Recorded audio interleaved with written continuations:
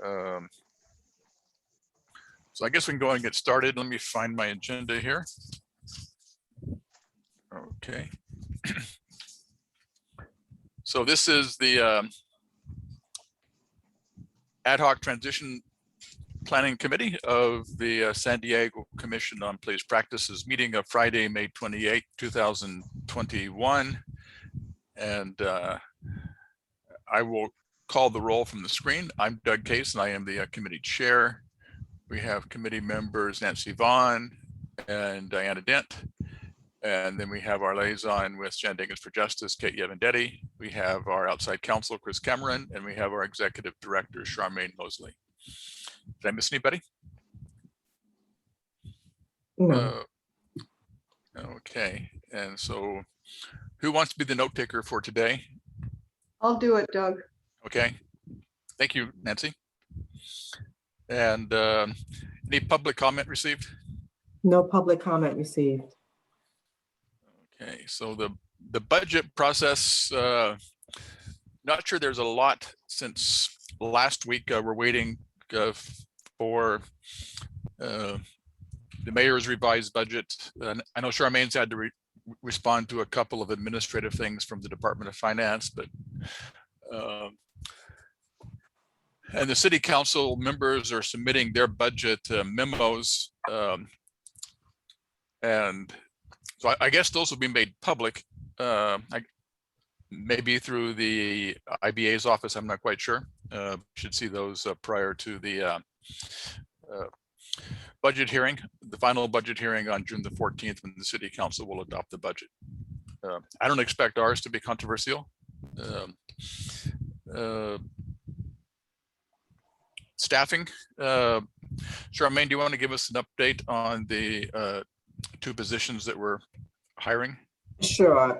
Right now we're doing the reference check for the candidate that the committee selected for the executive assistant position. And I began going through the 429 applicants that we received for the admin aide 2 position. So this morning, that's what I started doing. And we are hoping to have the interviews scheduled within the next 2 weeks. Wow. And I think Kate said that she would be willing to volunteer her holiday weekend to go through those for you. Only if I can bring my 3-year-old grandson. That should be fun. We can let him go through them. Nothing. Well, I do want to talk in unfinished business about how we want to proceed with the community engagement coordinator. Although if Patrick is not here, I may postpone that discussion until next week because I would like him to be here for that discussion.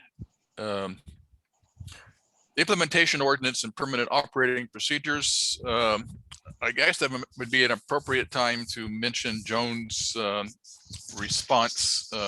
We don't have anything new in terms of the implementation ordinance. Where did I put it?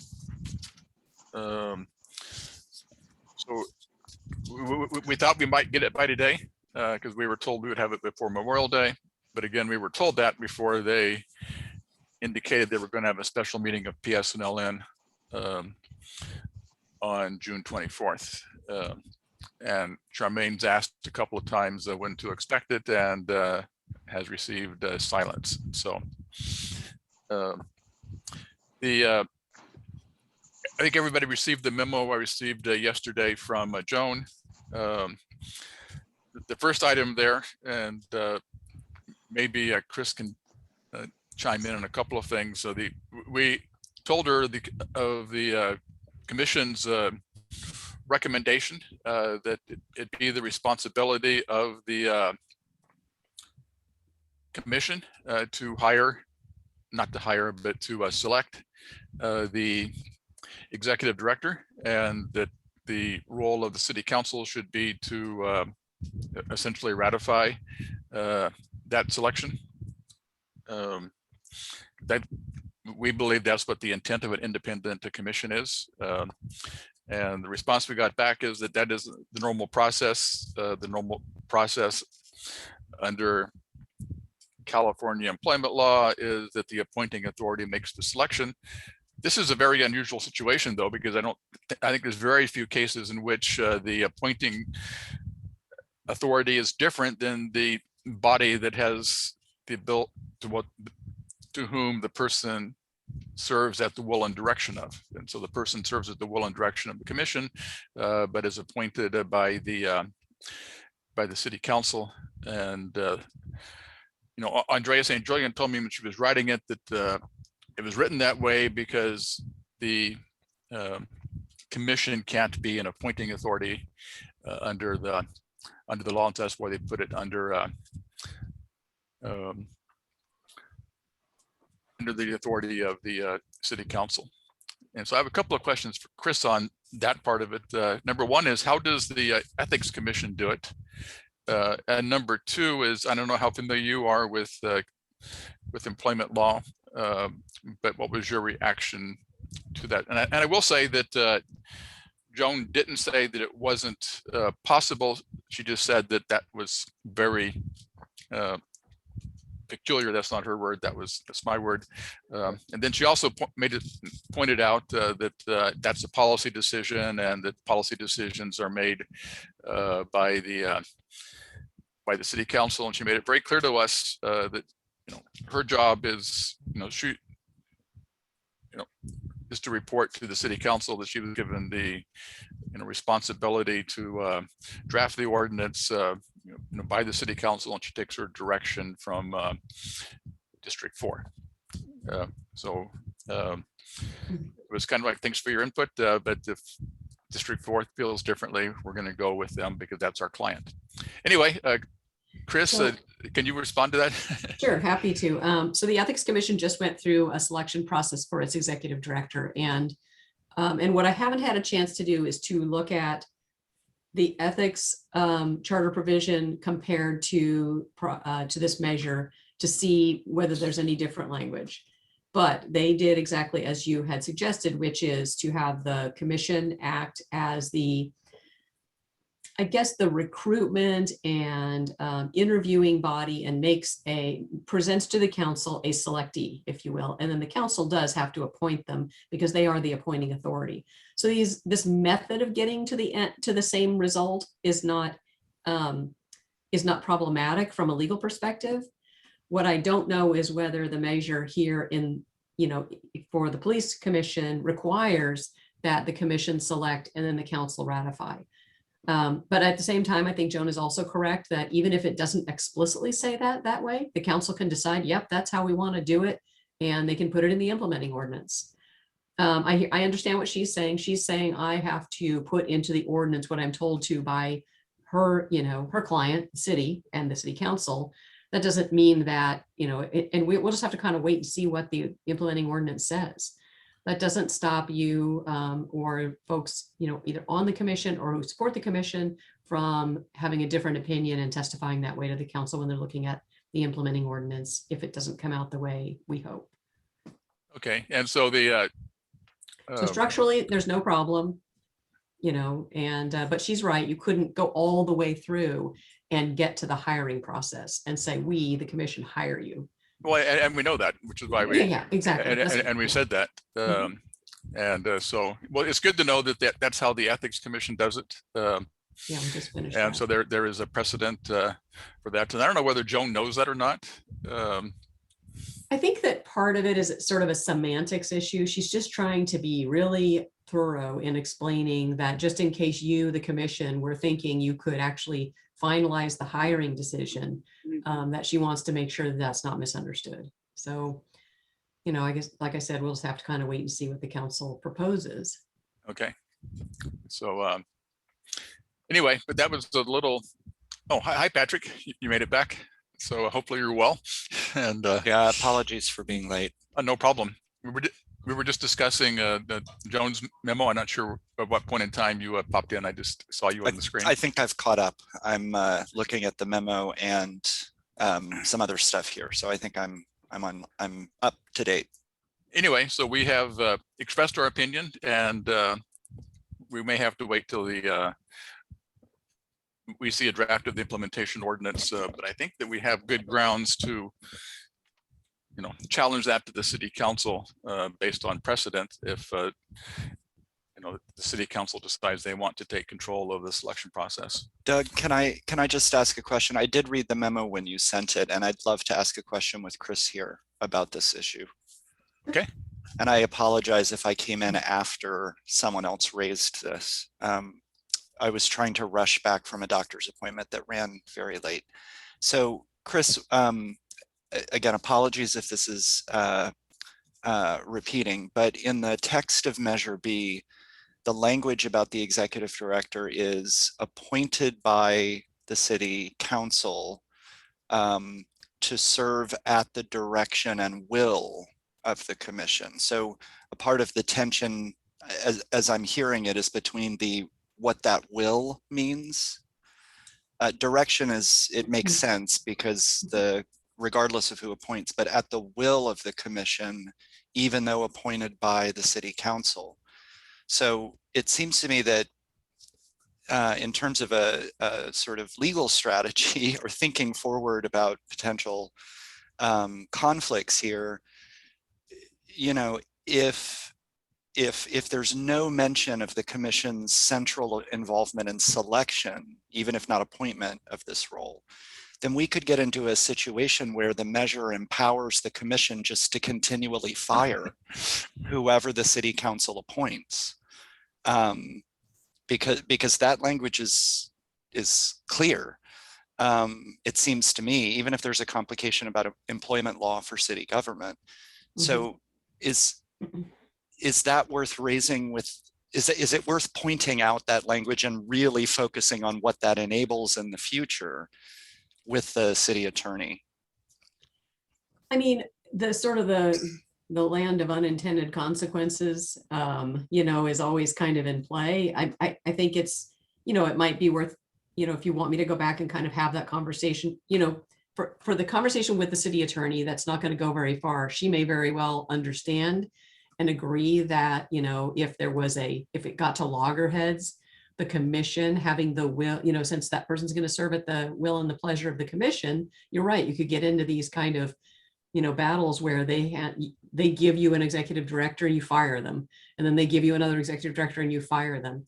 The other way that it could go, if they let you guys be the sort of interviewing and recommendatory authority, is that you could keep giving them candidates and they keep shooting them down and saying, go try again, give us another person.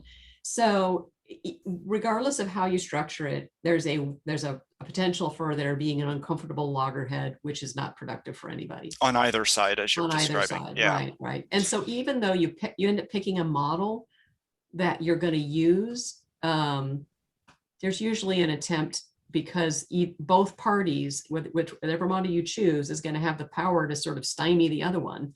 There's usually an effort to kind of try to work those things in a way that the commission can live with the executive director the council selects, or the commission doesn't send up candidate after candidate after candidate that it knows the council will never approve. You got to be careful how you do that, because you can't do that in a way that violates the Brown Act, but you can tend to get a sense of who is a lightning rod.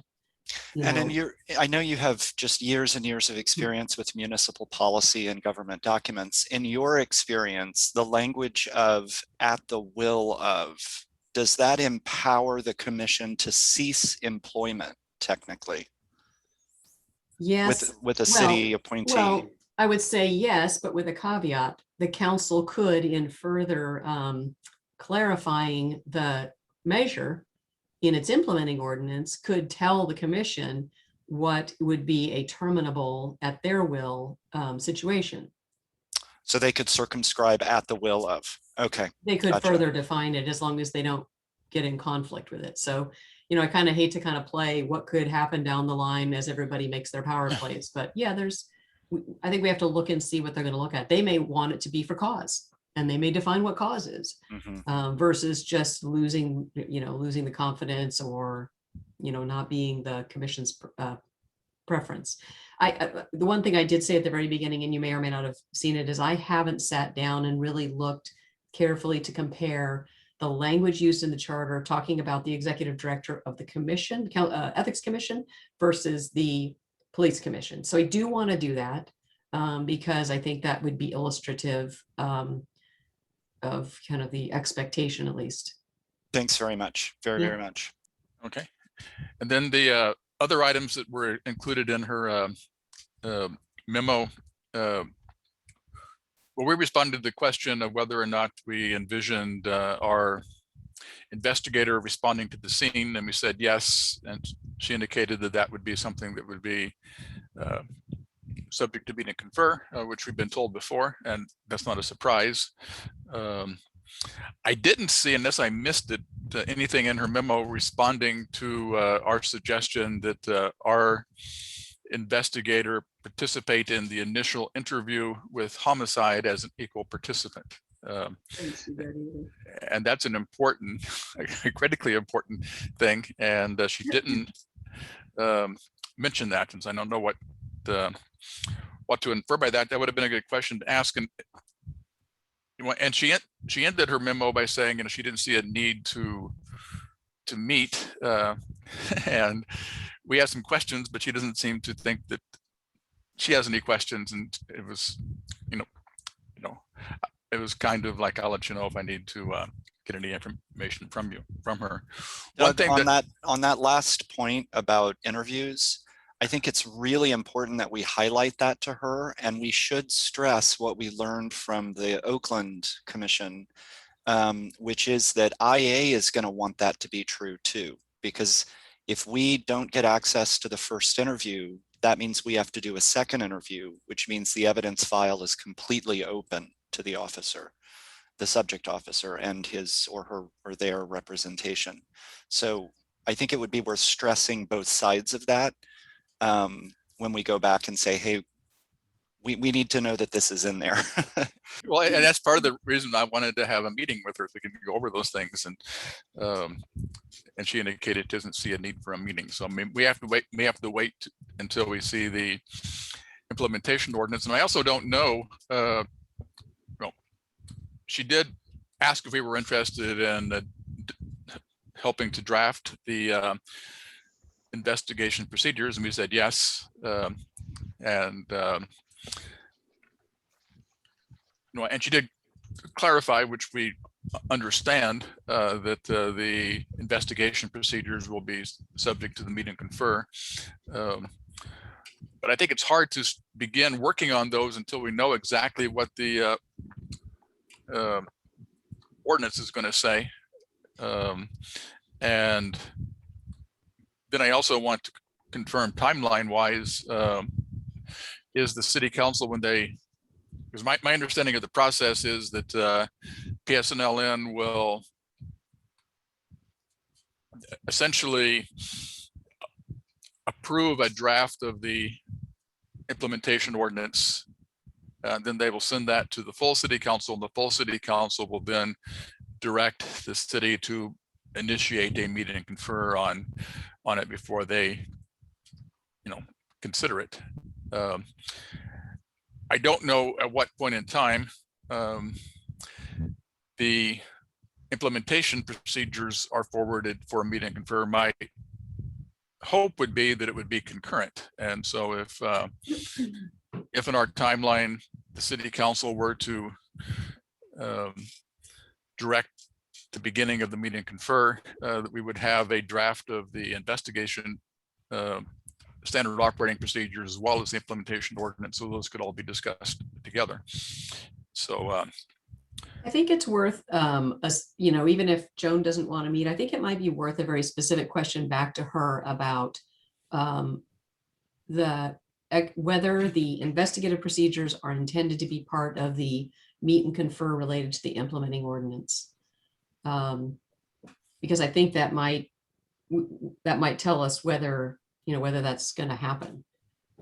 Okay, we can do that. Yeah. That was one of the key questions I wanted to ask her. And Could you repeat that, please? yeah, the question is whether or not the standard operating procedures regarding investigations are going to be considered in the same meet and confer as the implementation ordinance, whether that's going to be done as a package. Okay, thank you. So any other questions or comments regarding the responses? No, my from only Johnny? comment is I do think it's real interesting that she didn't give you any kind of timeline about when the draft ordinance is going to be available. And, you know, my concern obviously is that I don't know what is it, we have to have it 72 hours before PSNLN, and that's certainly inadequate. So hopefully that's not the case. I don't think she knows, because I don't think she's gotten it back from the folks that are doing the policy side drafting of it. And all we really know is that when it was going to be considered at the regular PSNLN meeting, they were planning on giving it to us approximately 2 weeks in advance. And so I'm not sure if that's still their game plan or not. You know, and Charmaine has asked a couple of times, you know, asked Chloe for that information and hasn't gotten a response. And so I'm not sure to what degree she should press that, and Chloe may not, Chloe may not know. So let me go back to my agenda. So there is still a regularly scheduled PSNLN meeting for June 15th? That's As my far as we know, understanding. it's on the calendar. Huh? That's my understanding, yes. Okay, But they're planning on having a special meeting specifically for the implementation ordinance on the 24th. Okay. Okay, nothing new on office space. Nothing new on standing rules. I think well, everybody here is aware that well, nothing new since last week, and so and then community outreach. I know that Patrick is kind of in a waiting pattern because he wants to have the community update roundtable to discuss the draft of the ordinance, and we don't know when that's going to be. And so So I have a quick question for Charmaine about that. Charmaine, are you still here? Yes, I am. Okay, thank you. So I'm planning to send an email today to our, to community partners who've attended the former roundtables, just to let them know we're waiting for the draft of the ordinance. As soon as we get it, I'm going to schedule a roundtable.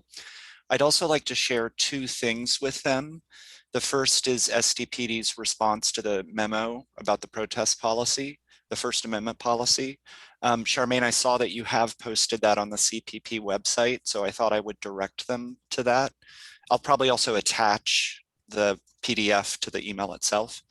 The second thing is, I know you got this email, and thank you for your response, Charmaine.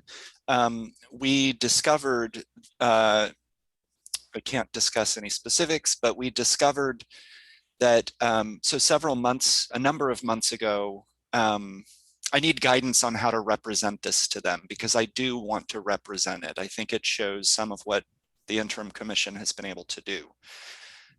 In discussions with IA, although the board has not put forward an official proposal, members or the interim commissioners have pressed SDPD to develop, and we've followed the lead of transgender advocacy organizations, to press SDPD and their affiliate agencies to develop policy about interactions with transgender people, particularly when it comes to booking. And we discovered that in late February, the SDPD and SDS, the Sheriff's Office, have developed policy that is very much in line with what those advocacy organizations have requested, which is that transgender people who are being booked are asked which gendered prison would you like to be booked into? And then there are special procedures for housing them separate from other, from groups of people in that prison and so on. So I'd like to share that information with the community. Charmaine, the way that I just described it, is that appropriate? Let's talk after this meeting, or let's schedule some time to talk. So don't send that out yet? Don't send it out yet. Okay, thanks. That's it. I can just get more information as to what exactly you need to do. Are those policies, aren't they, shouldn't they be publicly available on their websites? They are publicly available. I just want to know how, because we didn't make an official policy recommendation. I want to know how to represent the fact that, I mean, I can out myself, but several interim commissioners have, in discussions with internal affairs, have pressed for the development of this policy. And now we have this policy. It's that, obviously there are laws that restrict how I can talk about this, and I can't speak for the interim commission. Yeah. So Well, So- Patrick, I so- know that so both the chief and the sheriff have LGBT advisory groups, and I know they've been working in those issues, so that it may be more a function of their input than our input, just based on the timing. I don't know. it may be, but I Okay. think that we've had a role in drawing their Sure. attention, and I think we should note that. I'm sorry, I heard somebody else. So I was just trying to be clear. So the issue is not talking about the policies. The issue is whether you can talk about CPP's role in pushing for the policies, because that, I get it. Okay. And is this dependent on case review? So I can't I Without- can't talk without about that getting- publicly. Without getting into specifics, right? Right. Based on case review, past case review cases, whatever have you, and I'll defer this to Chris. Just keep it general. Yeah, I was gonna say, I think if you keep it general and you don't even reference that you were, that the conversations occurred in the context of even an investigation, that would be helpful. The other thing that might be helpful is for PD to give a nod to the CPP in terms of, saying it from their end too. And I'm not sure what the communication, what communication happens and how that happens, but I'm mindful that they have their own LGBTQA advisory groups, but maybe they want to also say that, that suggestions came from the CPP as well. But I think it'd be fine to say, as long as you don't intimate that it came through case review. Okay, so I could say, You could say something like, members of, because that way you're not implying that the CPP took a position, but members of the CPP had also urged, or whatever, the police department to adopt this type of a policy. okay, What do you think, Charmaine?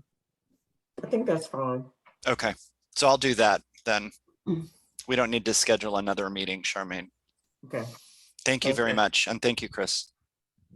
Okay, and then for unfinished business, something we talked about last week, but didn't really come to a specific conclusion on, was how to proceed with the hiring of the assistant executive director, who would be the community engagement coordinator.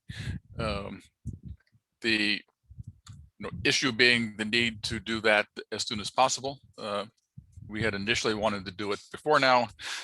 We have it in the budget so that it is funded as of July the 1, assuming that the city council approves the budget, and there's no indication they won't. And so we have the need for the position and the importance of the position. And then we also have council member Monica Montgomery Stepp and members of the community concerned about hiring individuals before we have a permanent executive director. And so we acknowledged the tension there, but we didn't really come up with a solution. I think if I recall, we did have some discussion about it being a temporary position. And then maybe I wanted to pursue that more. And there was a consensus, I think, that if we did proceed, that the majority of the selection committee should be made up of community representatives. And that may be something we wanted to wait until we met with the council member Montgomery Stepp before we decide how to proceed on that. And we don't have to decide right now, but July 1 is coming up fairly soon. So I thought I would throw it back open for further discussion. So I've been thinking a lot about this, obviously, as chair of that committee. And I as you know, in the last meeting, I pushed back against or 2 meetings ago, I pushed back against the idea that we would delay hiring because I want us to fill these staff positions and use the budget.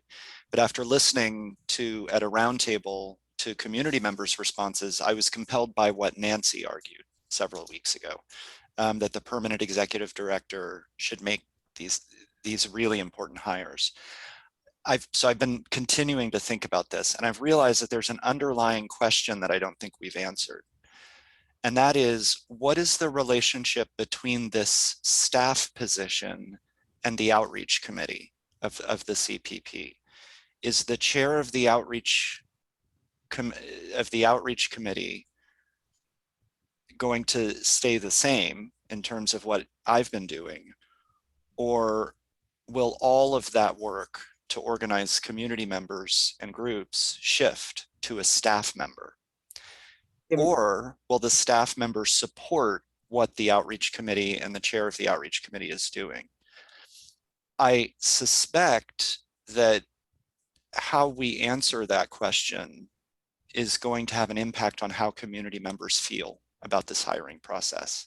Because if it's the case that the outreach committee would really cease to have the same function that it has had historically, and it would merely be people who would show up at events organized by the staff position or suggest connections and so on, then I think the community is going to have a sharpened concern about hiring that position.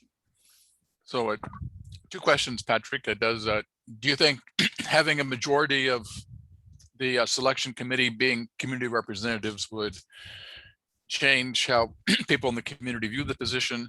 And is creating a position that is temporary, we'd have to have a define what that meant, be a possible way to to proceed? I think if both of those things are true, the community would feel better about it. I do think one of the things I've learned from the roundtables is that there are so many community organizations in San Diego. We had over 100 with representatives at these roundtables. And a lot of them feel like they want a seat at the table, for example, on a hiring committee like this, but don't get one. I mean, that's always going to be the way. People always feel that way because they want to be participants, they want to be invited.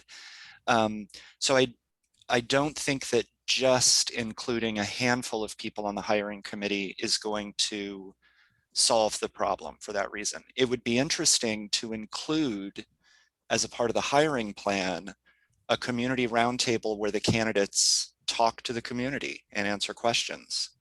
That would go a long way.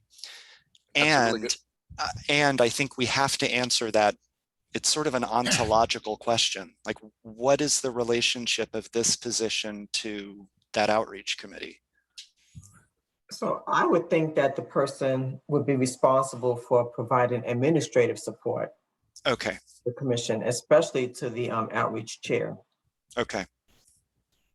Well, and that would be my thought too. I mean, they may do some of the individual meetings and the time-consuming stuff, but it would be to support support it. And we have not finalized the job description, so maybe we ought to give that back to Patrick. I know that I don't know where that stood. I think he still has it. No, I didn't see the final version. Andrew and I. There was no final version because I got tucked into the other position. So you still have. So wherever it ended up is where it is. Okay, yeah. So we can reopen that discussion. But that answer is really helpful, and I think we should make that explicit. And I also think we should include an open forum as a part of the hiring process. So let me just kind of give you some feedback to think about as you think about how you want to do hiring processes. Typically interviews are not done in public forums. And typically the reason for that is that some of your candidates may not want their existing employer to know that they're applying for a job if they're not sure or pretty sure they're going to get it, because that could have ramifications for them in their current employment. So think about that, because if that were a part of your hiring process, you may find that candidates don't want to participate because they worry about what happens with their current work. So there's always going to be that tension in that poll, but just something to keep in mind. Well, I will say, and this may be different in academia than in government, but at San Diego State, when we were hiring, especially for staff positions, the top candidates were required to do a presentation on a topic that was related to the position, and it was open to anybody in the community. And so people in the campus community, students, faculty, staff, and community members could come and hear the presentation. And there was a form that personnel provided that they could fill out, and that information was provided to the selection committee. And so I think for this type of position in particular, I think that would be really good, a good approach. How could we make a position like this temporary? And it might be easier to do that if we knew when we were going to be hiring the permanent executive director, but right now we don't know. But it could be maybe on a 1-year basis, subject to renewal. Why would you do that? So that the permanent executive, because I think part of the issue, this is an assistant executive director, and the Right. issue is that we want to be able to perform this function immediately, but we also would like for the permanent executive director to be able to select his or her staff. And so if we had a temporary position and then the permanent executive director could decide how to proceed after that person is hired. I just think that a lot of work goes into hiring and putting together these positions. And then you tend to lose when you have a temporary position, and especially in this capacity, Oh, you would tend to lose the person's interest after a while because they know it's temporary. So I just think that we need to think about that as well. Even though you're saying a year, it could be less than a year because you have to go through the hiring process. And then that person might be in the position for maybe let's say 7 months. And yeah, they might be able to apply, but then again, the process might change. And you're going to need to kind of check in with the city to see what the provisions in the HR administrative regs are about temporary positions. There may be rules that say when you've been here a certain amount of time, you automatically get shifted to being career with, bumping rights and all of the rest of it. And I wonder whether you can, this is usually, I think, when the city's bringing in people temporarily, they're bringing them in from like an agency. So right. that essentially the city is not really the employer of that person, but the agency is, and it's a service provided to the city. You lose a whole lot more control, of course, on that individual, and it typically works for very definable types of tasks, secretarial tasks, things that are easy to kind of put in a box rather than one where you want someone to be innovative. Seems to me that this is a position where we want exactly what Chris just said, someone who's innovative, but somebody who's invested, Patrick. Somebody who's going to really dig in and not feel like they're on thin ice, but just get started and work right into it. And if it works out that a different executive director shows up and they don't get along, they can take care of that. Somebody will move on if they aren't happy. And that's, we need somebody who's going to get started and work on it full time and fully invested, I think. This one's important. Well, how about if we proceed with the development of the job description and maybe give some thought to a selection process? Maybe Patrick can work on a proposal there. And then when we meet with Council Member Montgomery Stepp, we could raise the issue there. Does that sound like a good action plan? Sure. Okay, I see people shaking their head. Okay, and then we've already basically done B, and the meeting with Council Member Montgomery Stepp. I think we decided to wait until we had a draft of the ordinance so we had something to discuss with her. and we don't know when that's going to occur. And I think that was the meeting that Patrick and Kate wanted to participate in. Is that correct? Okay, and me and Brandon and Chris and Charmaine. So we will set that up as soon as we have an implementation ordinance and a budget approved. New business. Well, the first one was I put on there just hoping we might have a draft of the ordinance to discuss, since we were initially told we would have it before Memorial Day, but we can skip A. And then we proceed to B, which is complaint processing and how we be, how we should be implementing Measure B so that we're receiving all complaints. We do have a meeting set up with the chief and the cabinet on June the 29th. And this is one of the issues the cabinet has put on the agenda there. I believe that the easiest solution is to grant Charmaine and the complaints coordinator access to IAPRO, which is the software program that they input and track all of their complaint information. And so we would have the ability to not only input there, but we could also see what they've inputted. The way that it works now is that we input it into our spreadsheets and we then give it to IA, and then IA gives us a spreadsheet or whatever of, well, actually, we don't get anything from IA now. We don't find out about complaints until the investigation is over, and that's that's unacceptable.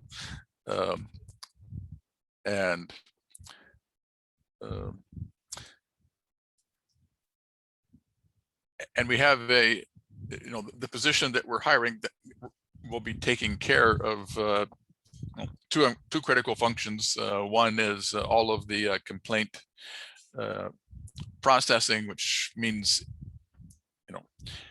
receiving the complaints, processing them, forwarding them to internal affairs, contacting the complainant, sending the letters after the fact, and all of the different, all the administrative stuff with regard to the complaint. And so we should have a full-time person on board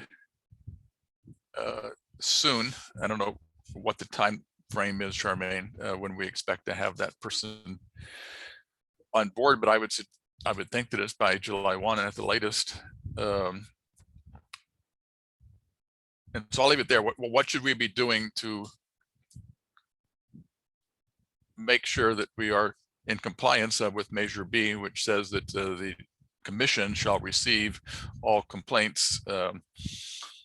Should there be a, and I think we even put in our draft of the elements of the implementation ordinance, or I forget whether it was in the ordinance itself. I think it was a timeline, or it could have been in the MOU between the commission and the department. But what is a reasonable timeline to receive a complaint that has been made to the department? 24 hours, 72 hours, a week. And ideally, if we had a shared database, it would be instantaneous. So anyway, I'll stop talking and let other people chime in as to how we should proceed. Nobody has any thoughts? I have a lot of thoughts. Then go for it. I'm still appalled that this isn't happening yet, and it's been 6 months. And it's part of Measure B. So you just mentioned an MOU between the interim commission and the department. So No, we don't have an MOU. Well, that's what you just said. I just wrote it down. You said something. No, about no, because we're planning on developing an MOU. Okay, so scratch that because I wanted to know what that was all about. But it seems to me that a memo needs to go out to the police department like 3 months ago or 6 months ago that says, this is our proposal for a procedure to receive all of the complaints that you all receive within X period of time that you receive them. And if that means access to IAPRO or however that's going to be done, and get a response from them right away, because what you're talking about for the complaints coordinator is so far only dealing and assessing with the complaints that come into the commission. And we know that there's a lot that go just directly to the police department and may or may not be investigated. And that's a major issue as far as Measure B goes. So that's my proposal. I was hoping that this committee could come up with something to put in a memo like right away. And I mean, if you're not meeting until the 29th, maybe you won't get a response. But I think you got to light a fire under the police because they're not going to do it voluntarily. And yeah, we were hoping to meet on the 15th, but vacation schedules didn't allow that. But I think it may be a good idea to send a memo prior to that meeting so that we can get a response in that meeting. So some of the questions that we asked, well, I think that we should ask for IAPRO access. And regardless. So what is the process to get Charmaine into that program? What would be the process? Well, it's software that the department owns. And again, what would be the process to get her entered into that process? What would she need to do, or what would we need to do in order to make that happen? We've had several discussions with the police chief as well as internal affairs over the past few years regarding me getting access to IAPRO, whether it's certain permissions, whether it's the whole thing. We've had these discussions. They recommended that that there was a possibility that I would have to go through training, which I don't mind going through training. Also, I don't know if this is true or not, but there might be another background check that's involved. I know Mary Otusa, who used to be on the CRB, she's now inside internal affairs, inputting information as a volunteer into the complaint database. So she has permission to do it. So I was going to try to find out from her what steps she had to go through in order to get that permission to access the database because she's a volunteer and I'm a city employee. So I don't know. I think, I agree with the idea of sending a memo before our meeting on the 29th. So that might be a good start. And then we can follow up at that meeting to find out what needs to be done. Do you know if every complaint that comes in goes into IAPRO or only those that they're going to investigate? Or I think they all do. All of the complaints go into IAPRO. okay. Mm-hmm. It's a bit complicated, the answer to that question. There's a bit more nuance. They do go into that system. If Charmaine says they do, they do. Mm-hmm. But the question of what crosses the threshold to a complaint is an open question. And the way that question often takes form is this an informal complaint or a formal complaint? Yes, it goes into IAPRO and then it has to be classified, whether it's informal, formal, whether it's a Cat 1, Cat 2, internal. So there's all these different classifications that can be made also. Well, and that's a good point. And I don't want to spend time today discussing it, but the classification issue, I think, is an important one and one that the commission itself should have some oversight over, because the majority of the complaints are handled informally. And I think that the part of our auditing process should be looking at those informal complaints to see whether or not that's really what the person wanted, and whether it was properly classified that way and so forth. but having access to the database is critical. And this, well, keeping in mind that just IAPRO would make it almost instantaneous, assuming for a second that wasn't going to happen. The 72 hours seem like a reasonable period to specify that we need access. Why would they need 3 days? I mean, they've got access to a system where it could be instantaneous. So why would we give them 3 full days? How long does categorization take? I mean, well, you're right. If it's instantaneous, you don't need 3-4 days. But if for some reason they say we can't do IAPRO and we're going to have to create an extract and send it to you, then I would say 24 hours. And if that seems too burdensome to them, then the solution is to give Charmaine access to IAPRO. I don't know why they would need 72 hours. I don't know what they would gain if what they have to do is print an excerpt or a record of the complaint and email it to Charmaine. I think there's like more to that process. Sometimes it goes into Blue Team. It depends on how it's received. So it might take longer than 24 hours for them to be able to get that information over to the CPP office. And honestly, right now, I don't want it right now because I'm the only staff.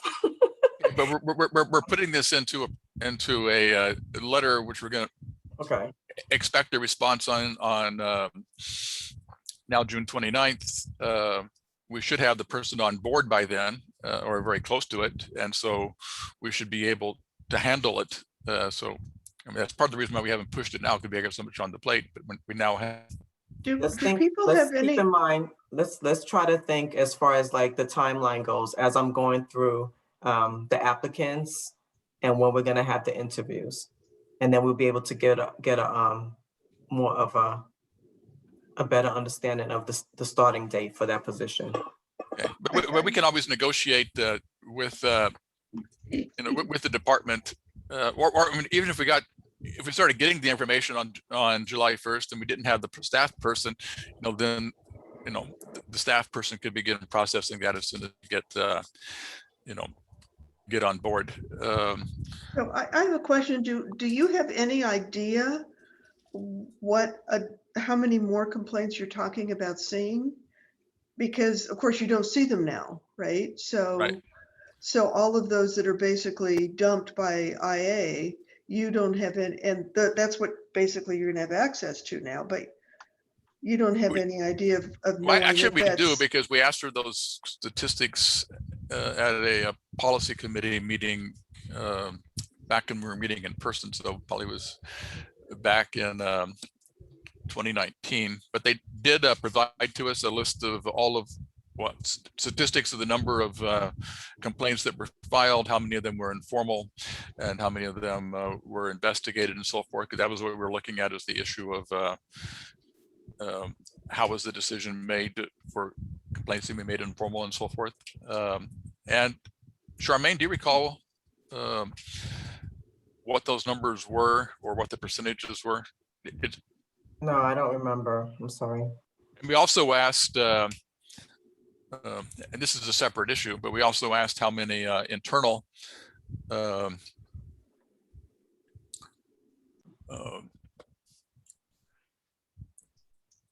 internal cases there were. An internal case is a case that doesn't evolve from a complaint, but is uncovered by the department because somebody reports to the department internally or whatever, they discover something. And so if they see an officer, if a supervisor sees that a person they're supervising is in violation of a policy, that is investigated and is handled just like any other, like a complaint would be, but we don't see those because the CRB only saw complaints, because that was the language of the charter. The language of the of Measure B says that we'll see all investigations of misconduct to be defined in the implementation ordinance. But they did tell us how many internal complaints that they got. So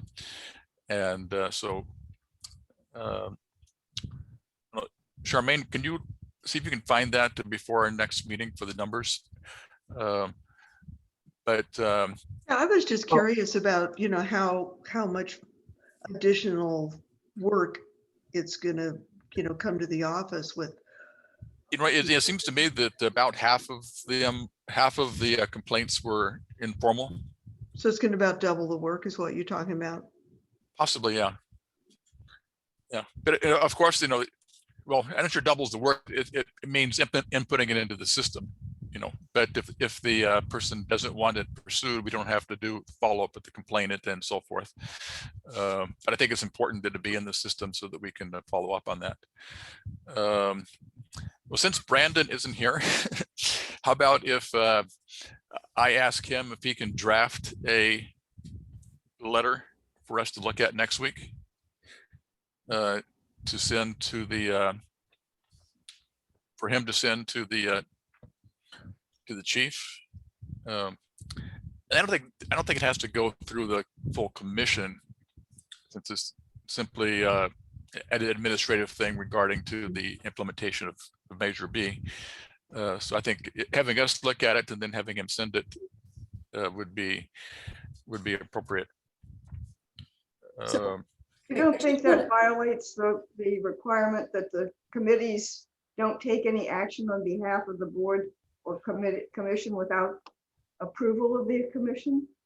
No, because we're asking the chair to follow up, as he often does, with the department. He does that on a regular basis. And so, every letter or communication that the chair has with the department doesn't go before the full commission. And so I'm suggesting it be something that the chair does as a part of his duties, but that he give us an opportunity to look at it before he sends it. So I just want to kind of jump in. I was looking at Measure B and think about what the likely response of the police department is going to be to something like this. Because when I look at Measure B, it says the police department must make available its records relating to any matter under investigation, review, or evaluation by the commission. The commission is compelled to look into officer-involved shootings. And I don't know if there are others that are compelled, but the rest are may, but is not required to investigate. So I'm concerned that sort of an outreach to them the answer might be, well, we may owe you those as to officer-involved shootings, but it's not a matter under your control that's under the commission. Yeah, but Just to correct that, we are mandated to review all of them. We're just not mandated to independently investigate. and it says Right, the commission okay. must receive, register, review, and evaluate all complaints. So we must Okay. receive, register, review, and evaluate all complaints against officers of the department. And so what we're saying is, we have to Right. receive all complaints. It doesn't And it say in doesn't the say ordinance, when, right? And so, and so for now, it seems like PD's position is, okay, when we finish our investigation, you can review it. yeah, but we're saying we don't interpret it that way. Yeah, no, that's fine. I'm just trying to I'm trying to think kind of a couple steps ahead and in what they're likely to respond, Especially the receive and register, that kind of implies Yeah. that, I would argue that the intent is to receive it when it's made, not after the investigation is done. And in fact, I think that and I think I was that- amazed when I was chair that we weren't getting complaints. We didn't have access to complaints until investigation was done. I thought that the executive director, had copies of all complaints, and I was amazed to learn that we haven't. So one thing to think about doing is to see if we can get some of those timeline issues incorporated into the implementation ordinance. And I think that's what we suggested. Yeah, I'd go back. yeah, because that way we don't have to, they don't get to have their opinion about what the measure meant, and we have our opinion about what the measure meant. If the council clarifies, this is what it means in terms of timing, that would be really helpful to us. Let me look and see. Hold on just one second here. Let me pull up. I was just trying to quickly go through also and kind of highlight all those areas of the measure that talk about this. And thank you, Patrick. I had not gone far enough down to see the receive, register, review language. And let me see if I can find, because we may have even put into, And maybe it is, maybe it's in your communications to the council of the things that you want to see in the implementation ordinance. Well, Yeah. I will say that the language of the ballot measure itself, it says we're mandated to review, and we're also empowered to investigate certain classes as we Sure. deem necessary. So that's pretty, given that investigation must occur within 1 year, that is pretty obviously saying we have to have these so we can decide if we're going to investigate and be able to do that investigation before the year is up. Mhm. yeah, But so I agree that it should go into the ordinance. I absolutely Yeah. agree with that. let me see. Yeah, and then there's that one little exception there in case somebody makes a complaint to the PD and says, I don't want the commission to look at it. Which seems an unusual circumstance, although I could see that happening if officers are making complaints about each other.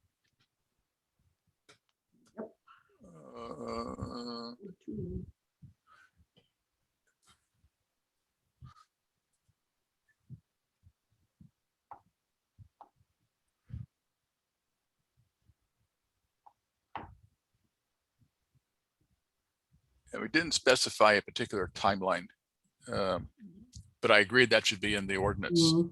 I think that's a piece of information to maybe try to get to the, to Council District 4 quickly, just so that she's aware that that's an issue that the commission anticipates being problematic pretty quickly here, or just advise her that, since the CRB became the commission, that communication has stopped.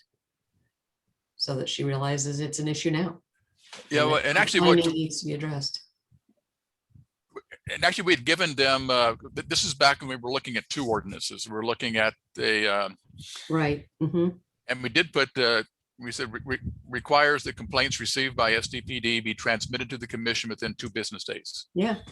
And I think just let her know that given what's the current practice right now in the absence of, further direction of the council, that, that's important, whatever's going to be in the implementing ordinance, that be a part of it. Okay, so why don't we go, I'll have Brandon include 2 business days in our Mhm. letter, because that's what the Right. commission decided on previously. And so they do have that information. And let me look and see.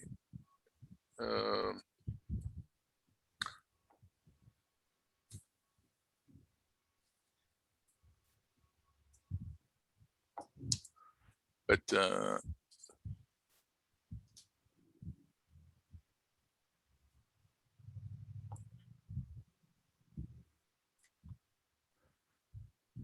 okay, anything else on that topic? Sorry, I didn't mean to interrupt your. No, that's fine. I'm just looking up to see what we had previously decided. And so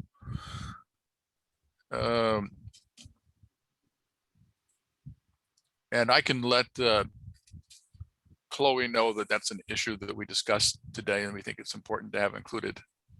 And just in terms of, if this doesn't pan out, this other approach, one other thing that the commission, it would seem, could do even now would be to essentially bring a matter, have something come to the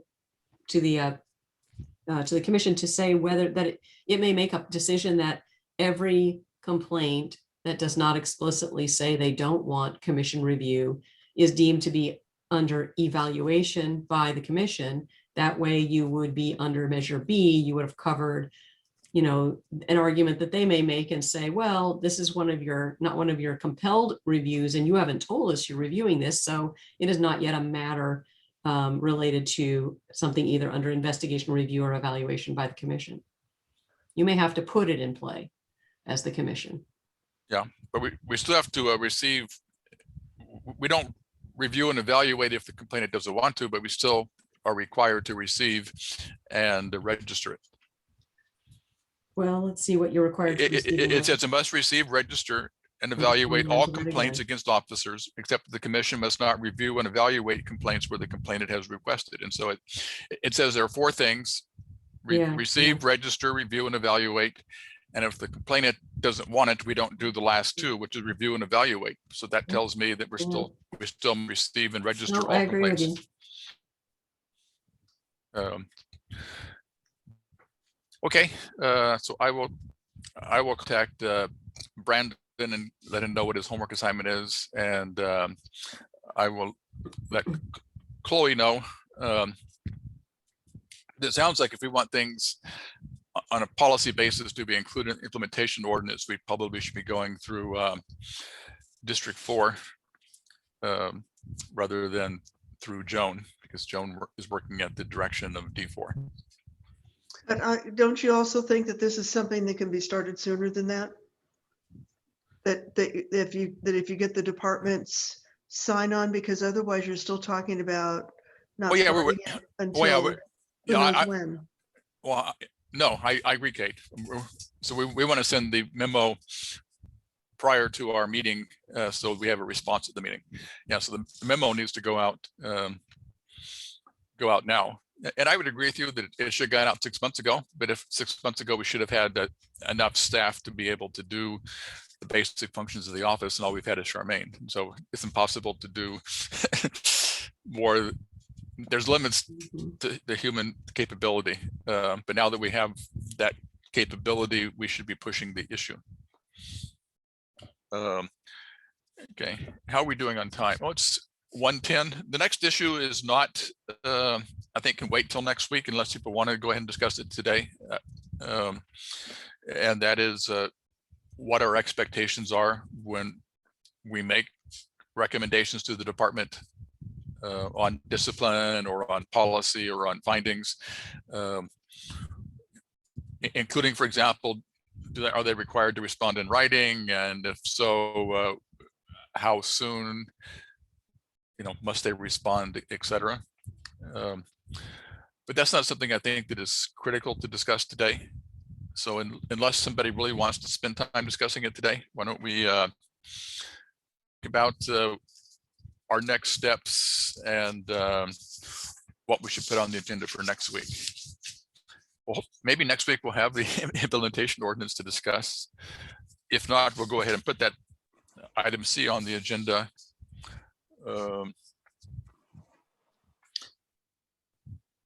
And well, then 2 other items we need to begin discussing sooner, at some point, is how we're going to handle the internal complaints. And what we should include in the memorandum of understanding with the police department. We have a list of those things, but we probably ought to begin discussing that. It includes things like receiving the complaints. It also includes access to all the information that we need in order for our investigators to do their job, and for the policy analyst and performance auditor to do their job. And I think maybe that's more important. So I would propose that we would put as the next item to discuss after the implementation ordinance, of course, if we get that, would be to discuss what we need to include in our memorandum of understanding with the department.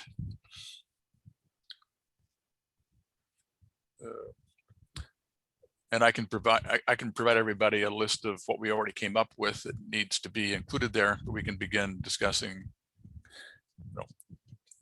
how we develop that MOU. Okay, and is there anything else that people want to discuss I'd just today? like to add something to a future agenda. I don't want to discuss this today. I know we're all ready to end. Clarity on the new commission's access to not just SDPD policy and procedure, but also all training bulletins, department orders, and also specialized unit policy and procedures. I know that we had that on the agenda at some point, and hypothetically, if there were a case that one of us was working on and we needed to know about the training, it seems like we should just have automatic access to be able to review training materials, including training bulletins that are included in academy training.